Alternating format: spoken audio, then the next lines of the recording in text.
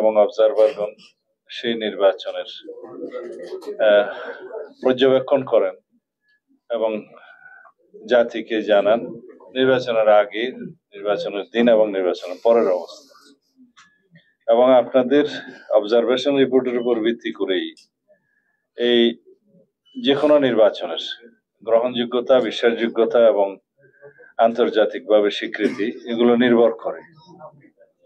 অনেক সময় আমরা বিগত সময়ে দেখেছি ফ্যাসিবাদী আমলের সময় এই অবজারভার গুলোকে গৃহপালিত হিসেবে বানানো হতো নিজস্ব লোকজন দিয়ে, এবং বিদেশি কিছু মানুষ সাদা সামরার নিয়ে এসে তাদেরকে আন্তর্জাতিক পর্যবেক্ষক বানানোর বিভিন্ন কুৎসিত ইতিহাস আমরা অতীতে দেখেছি। তা আশা করি যেহেতু এখন দেশে মুক্ত স্বাধীন পরিস্থিতিতে আমরা নির্বাচন অনুষ্ঠান করব ইনশাআল্লাহ, এবং তত্ত্বাবধায়ক সরকার না হলেও নেচার ক্যারেক্টার হচ্ছে তত্ত্বাবধায়ক সরকার। নির্বাচন অনুষ্ঠানের ক্ষেত্রে আরেকটি তত্ত্বাবধায়ক সরকার প্রতিষ্ঠা করাতে হবে সেরকম কোনো বাস্তবতা নাই।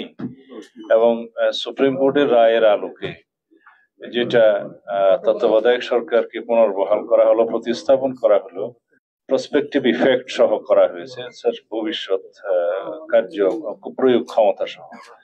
তার মানে হচ্ছে যদি এইবার তত্ত্বাবধায়ক সরকারের ব্যবস্থা করা হয় তাহলে ইতিমধ্যে যে সমস্ত সময় চলে গিয়েছে, পার্লামেন্ট ডিজলভ হয়েছে, রাষ্ট্র এতদিন চলেছে, সেই ক্ষেত্রে সাংবিধান ও বিষয়ে আবার নজর দিতে হবে। বিধায় আমরা একটা সংস্কারের মধ্যে আছি।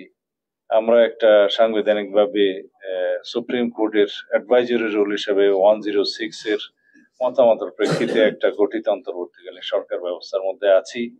সুতরাং এটার নেচার এবং ক্যারেক্টার, যেহেতু তত্ত্বাবধায়ক সরকারের নেচার এবং ক্যারেক্টার, সুতরাং এটাকে নিয়ে আর কোনো প্রশ্ন উত্থাপন করা আমাদের জন্য সঠিক হবে না।